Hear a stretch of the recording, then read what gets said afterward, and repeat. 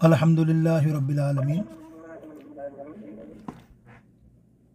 الصلاۃ والسلام علی رسولہ النبی الکریم،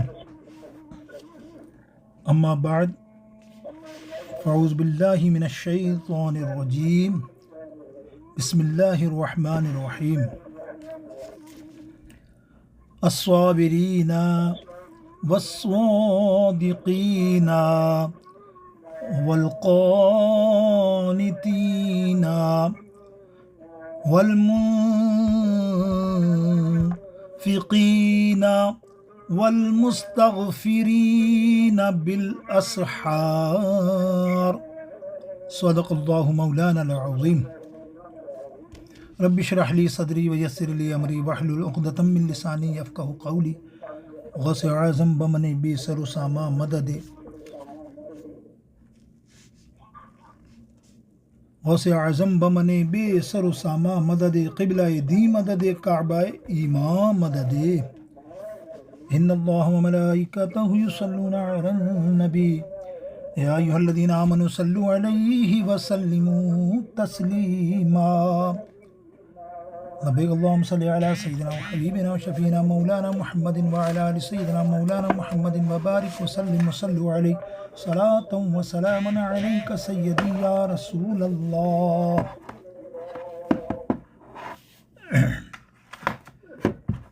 اللہ رب العالمین جل جلالہ و من والہ کی بارگاہ اقدس میں حمد و ثنا کے بعد اس کے پیارے حبیب علیہ السلام کے دربار اقدس میں درود و سلام کا نذرانہ پیش کیا۔ لا تعداد اللہ قبول فرمائے۔ میرے حاضرین و ناظرین اور خاص کر کے آستانہ عالیہ ارشادیہ حیدرآباد مرکز میں آنے والے پیارے غیور مسلمان و ارشادی، آپ کی آمد اس درس قرآن میں قبلہ پیر سخی ارشاد علی بابا کے ماہانہ ختم میں ہر مہینے ہوتی ہے۔ دل سے دعا ہے اللہ کی بارگاہ اقدس میں آپ کی حاضری کو، آپ کی نیتوں کو قبول فرمائے۔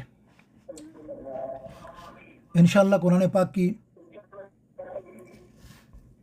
ایک آیت کریمہ آل عمران کی تلاوت کی ہے، 17ویں۔ اس میں مومنوں کی صفاتیں بیان کی گئی ہیں۔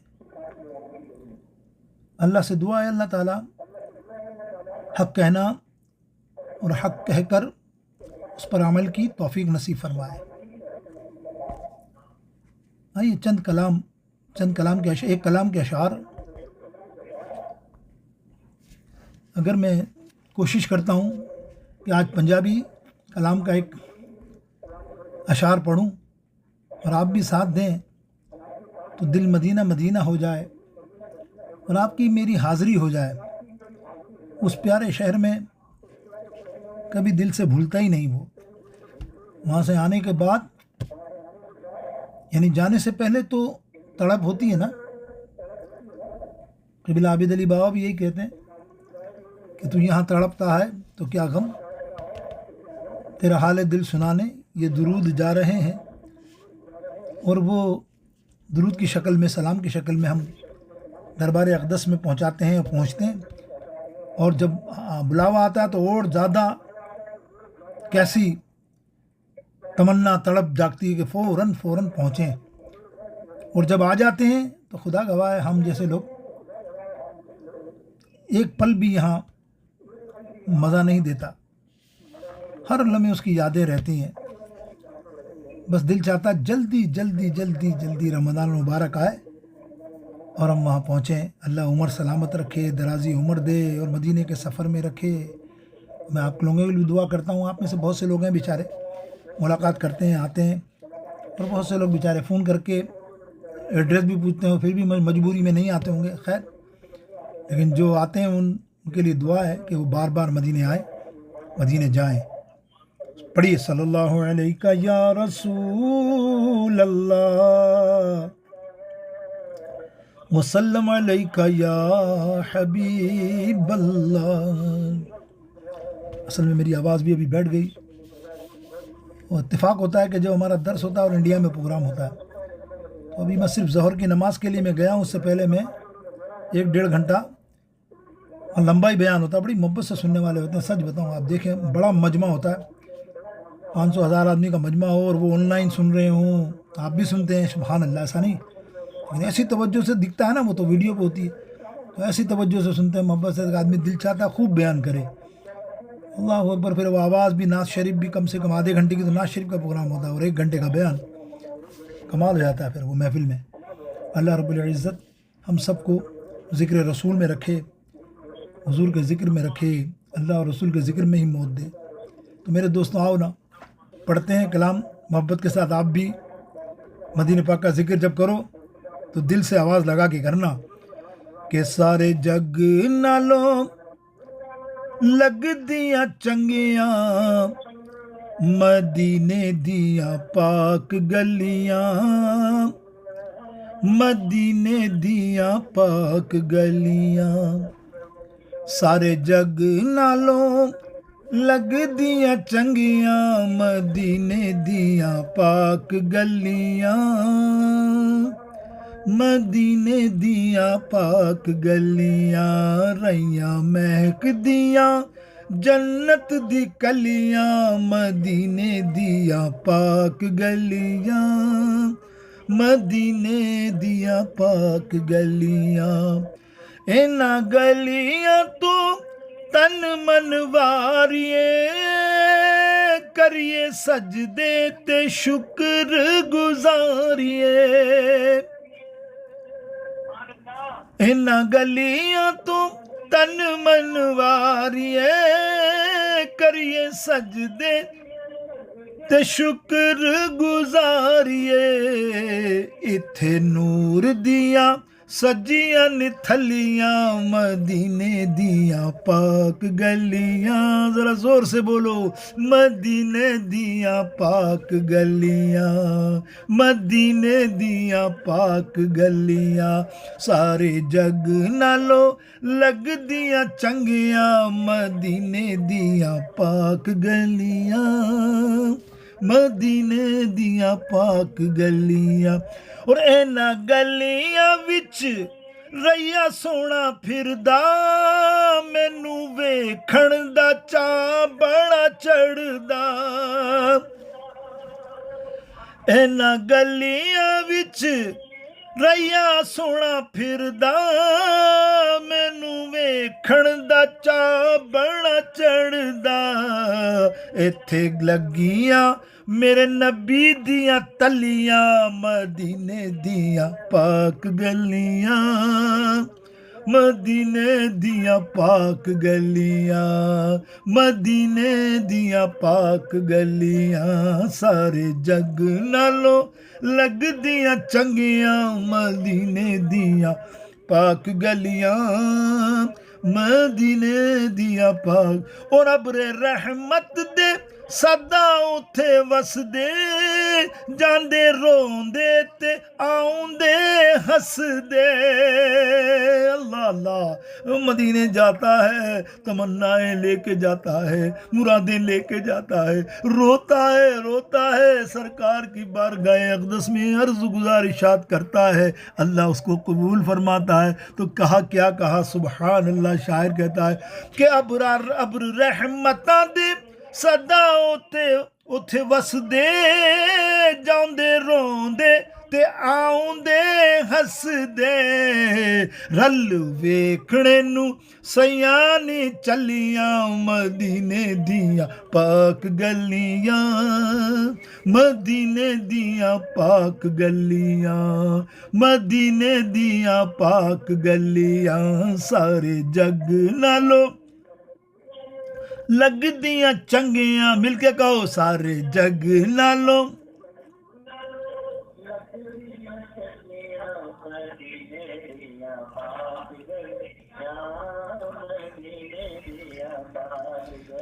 پاویں اینا گلیاں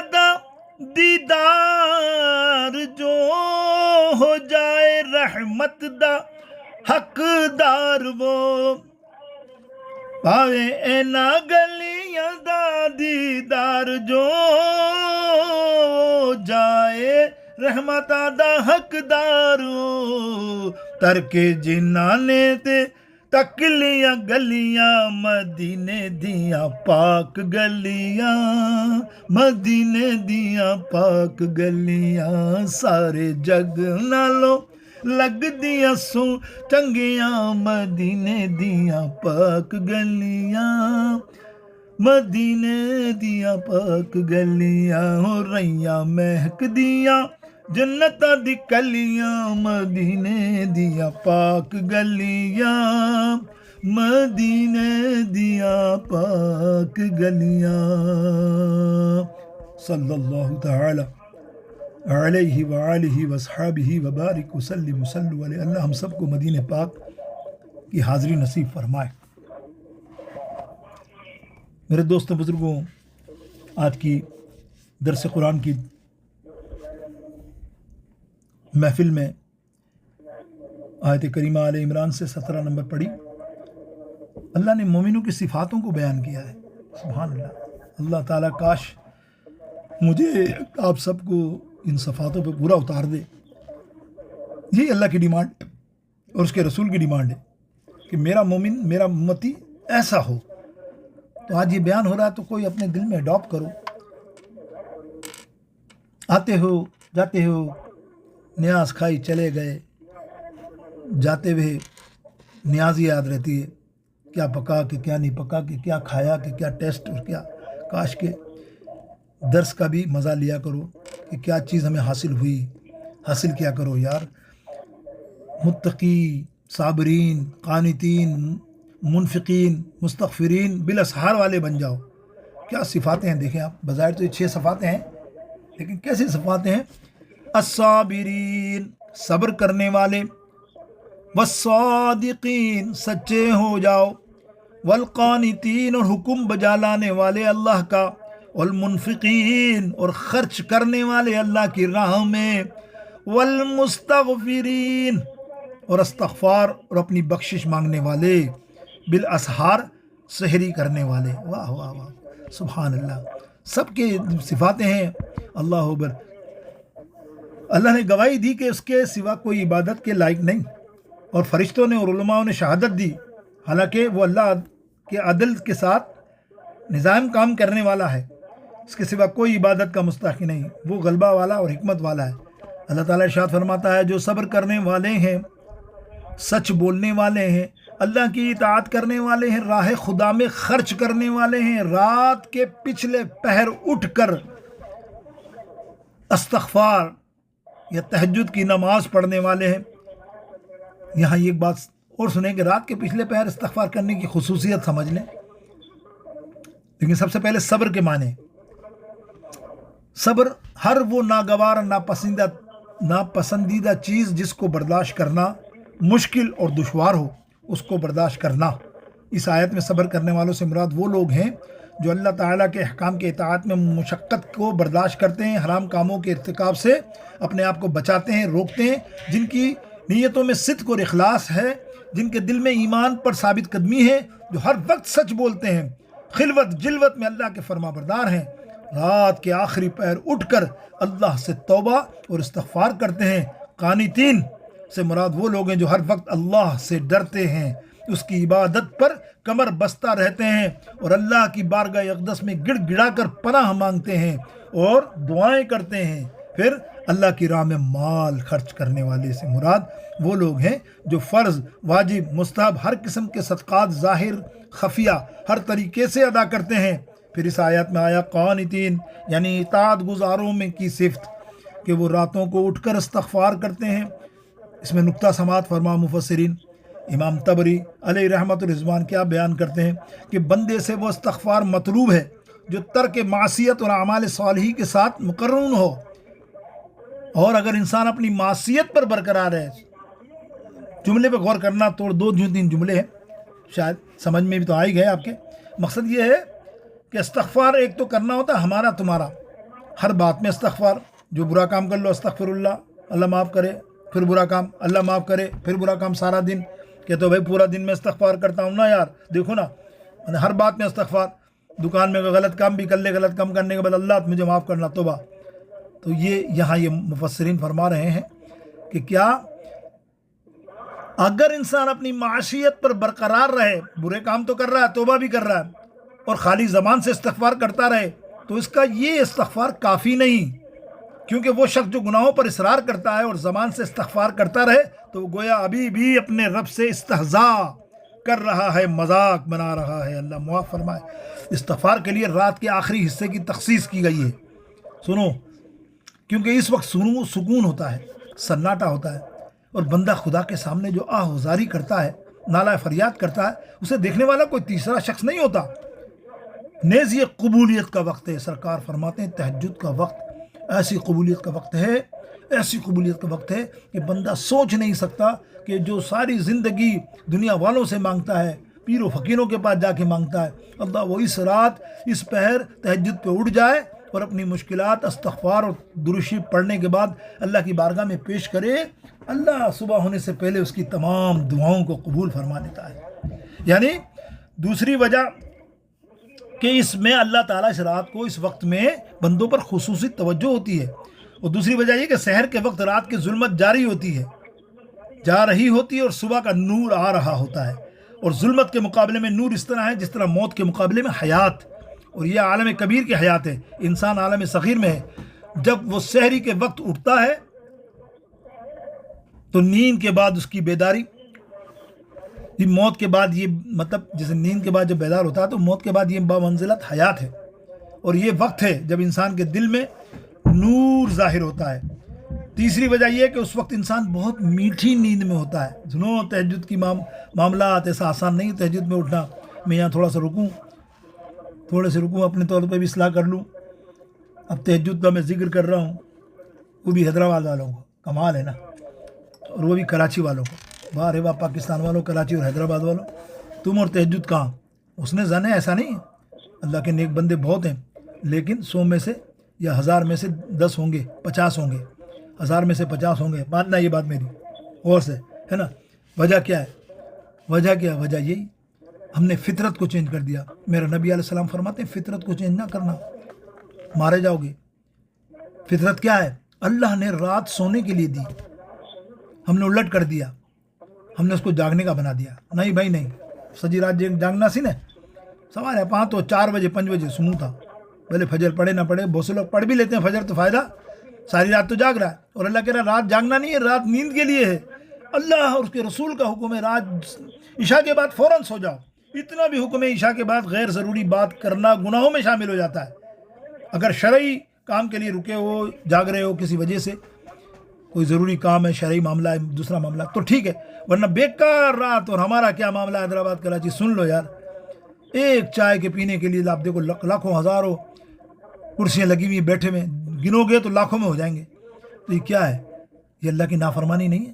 اللہ کہہ رہا رات سو جاؤ، رات سونے کے لیے اب رات سو گے تو تہجد پڑھو گے نا۔ تہجد کی بھی میں نے تھوڑی سی مثال دی نا، کیسے نیند کے بعد اس کی بیداری موت ہوتی ہے، اور پھر کیسا ہوتا ہے کہ میٹھی نیند آتی ہے، اس کو اٹھ کے نفس کو مارنا کہ نہیں بھائی مجھے نماز پڑھنی، چھوڑ نیند کو، اور اس کو چھوڑ کے اللہ کی راہ میں رکھنا۔ یہ ہے اللہ کی کرم ہو تجھ پہ، اللہ کا مہربانی ہو تجھ پہ، پھر تو تم مانگے اللہ سے، اللہ تجھے کبھی مایوس نہ کرے۔ تو دنیا کے وظائف مانگتا ہے،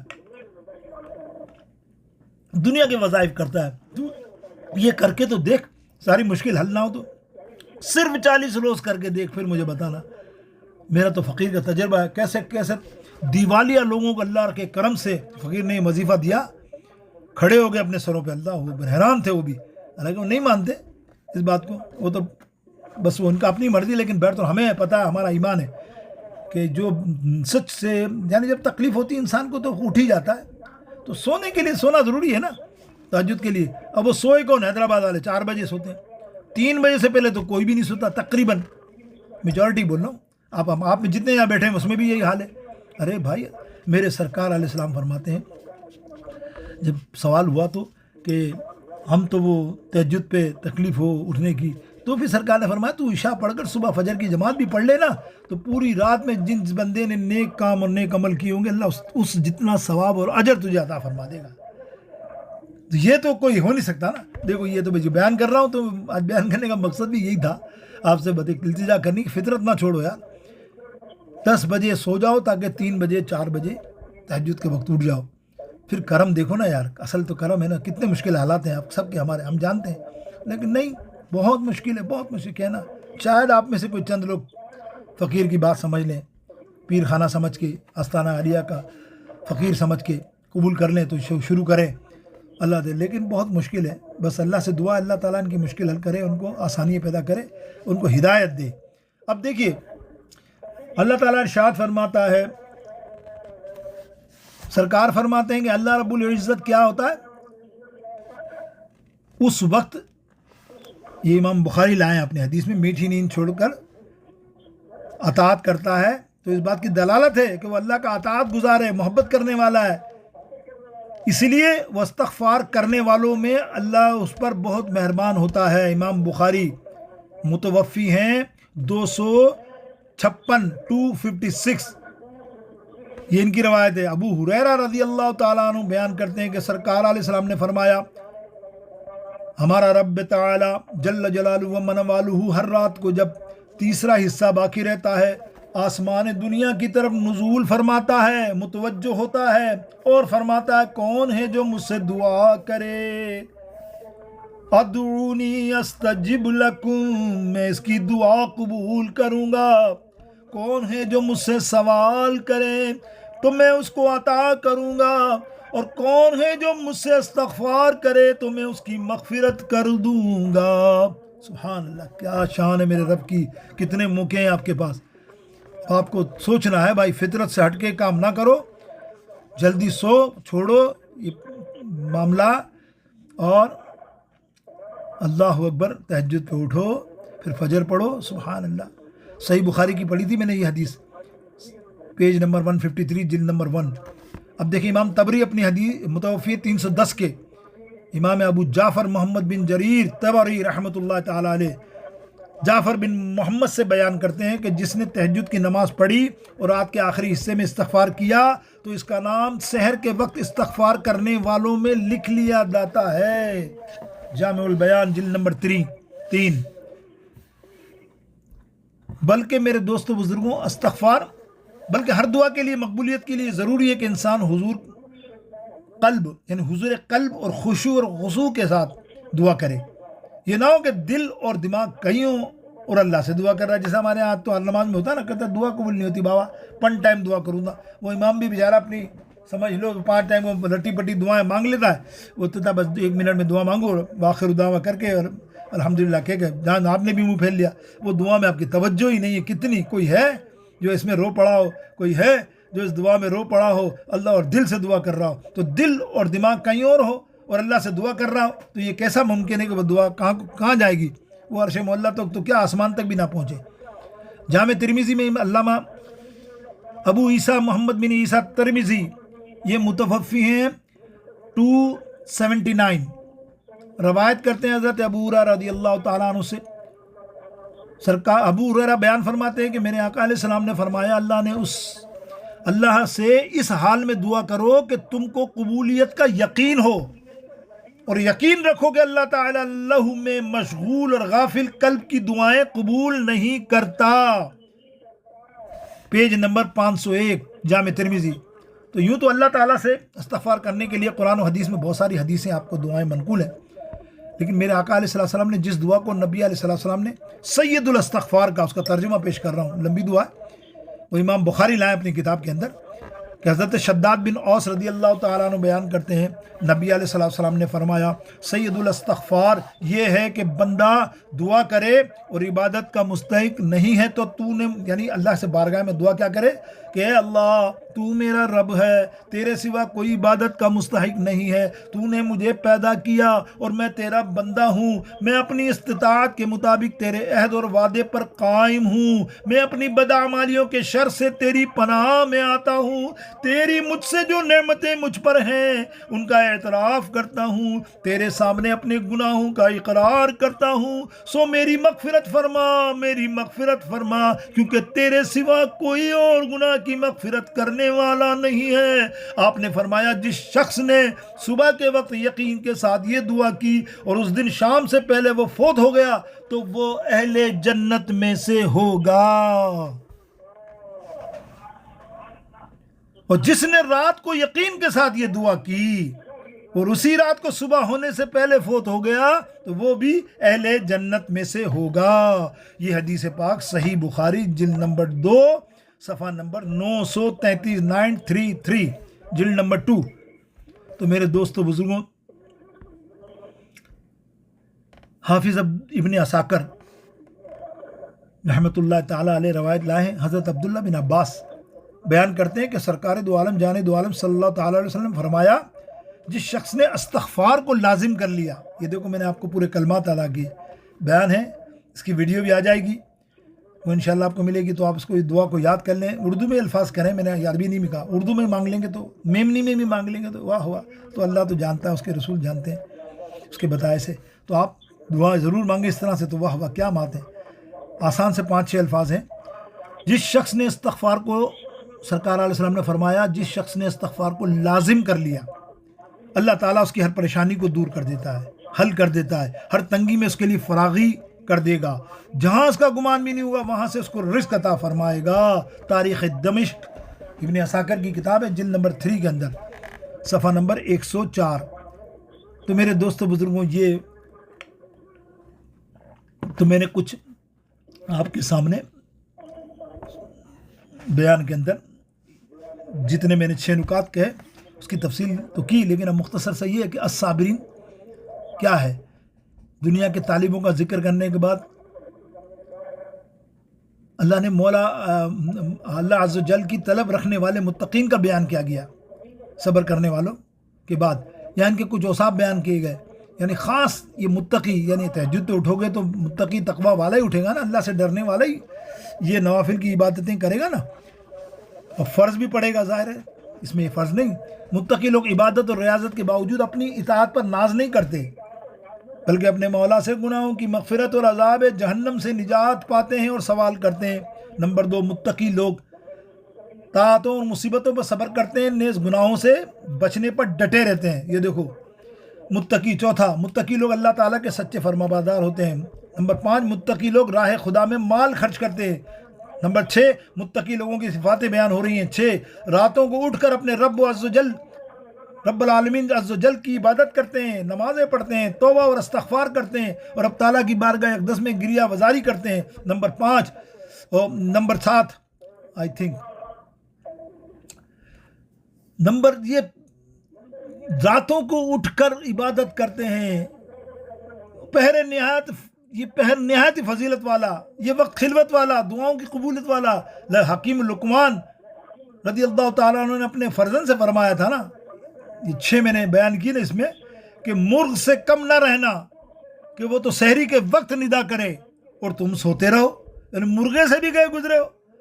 اللہ اکبر۔ میرے حیدرآباد کراچی والوں، جاگنے سے کوئی فائدہ نہیں، فطرت کے علاوہ ہزاروں بیماریاں تمہارے مول لے لیتی ہیں، تمہیں پتہ ہی نہیں چلتا، اس لیے کہ تم اللہ کے حکم سے لڑ دے ہو نا، بے فضول۔ ہاں یہ ہو تو کوئی کام ہو، دھندا ہو تو بات ہے، کوئی شریعتی پابندی ہو، رات ڈیوٹی ہو، کچھ نہیں۔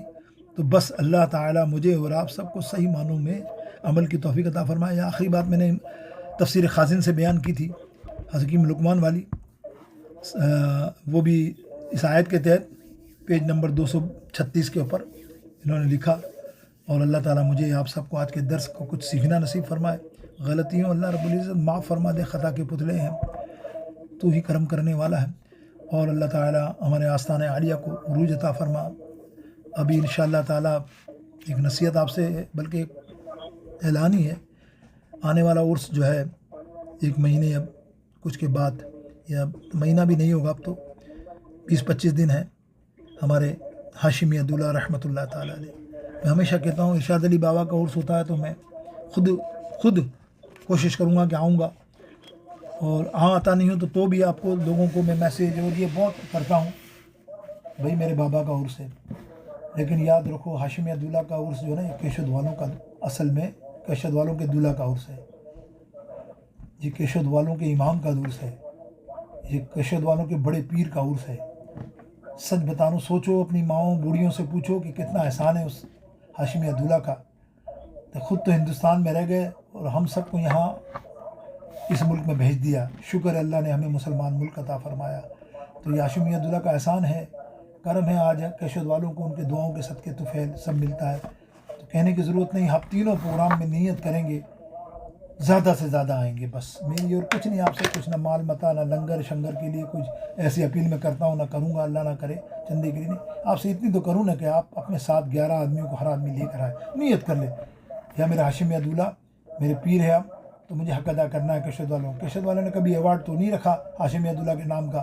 اتنی کمیٹیاں آئیں، کوئی ایسا کام کیا انہوں نے کہ ہاشمی عبداللہ کا نام رہے، دنیا جانے کہ پیر ہاشمی عبداللہ کیا تھے کیشور والوں کے لیے. خیر اس کی بات نہیں ہے، لیکن اب آپ کے لیے میں جو کوشش تو کرتا ہوں نا اچھی بات بتاؤں، تو یہ اس میں زیادہ سے زیادہ لوگوں کو آپ لاؤ. اللہ بس یہ دعا ہے، جو لائے اللہ تعالیٰ 11 آدمی کو، اس کو 11 اس کی اچھی اور پیاری دعائیں قبول فرما دینا. اس کو مدینے کا کم سے کم رمضان میں سفر نصیب فرما دینا. وصلی اللہ تعالیٰ. اور آخر میں ثاقب بابا کے لیے بھی دعا ہے، جس محبت کے ساتھ آستانہ عالیہ پہ خدمت کر رہے ہیں. آپ لوگ ان کا ادب کرتے ہیں، محبت کرتے ہیں، فقیر سے بھی محبت کرتے ہیں، ارشادی خانوادے سلسلے کے لوگوں سے، بزرگوں سے، پیاروں سے، بچوں سے محبت کرتے ہیں. اللہ اس کو قائم رکھے. اللہ تعالیٰ جو مرحومین گزر گئے دنیا سے، اللہ ان کو جنت الفردوس میں جگہ عطا فرمائے. خاص کر کے ہمارے حاجی یعقوب کی اہلیہ، ہماری پیاری عزیزہ، ہماری پیاری عقیدت مند، اللہ اس کو جنت الفردوس میں جگہ عطا فرمائے. اعلیٰ سے اعلیٰ سیدہ فاطمہ الزہرا کی صحبت نصیب فرمائے، ان کی کچہری نصیب فرمائے. اور سب کیشور والے جو دنیا سے گزر گئے سب کو جنت الفردوس میں جگہ عطا فرمائے. تمام ارشادی قادریوں کی مغفرت فرمائے، اور سب پریشان حال ارشادی قادریوں کی تمام پریشانی اور سب کے ساتھ جائز دعائیں قبول فرما. وصلی اللہ تعالیٰ علی خیر خلقہ وآلہ واصحابہ اجمعین برحمتک یا ارحم الراحمین. السلام علیکم ورحمۃ اللہ.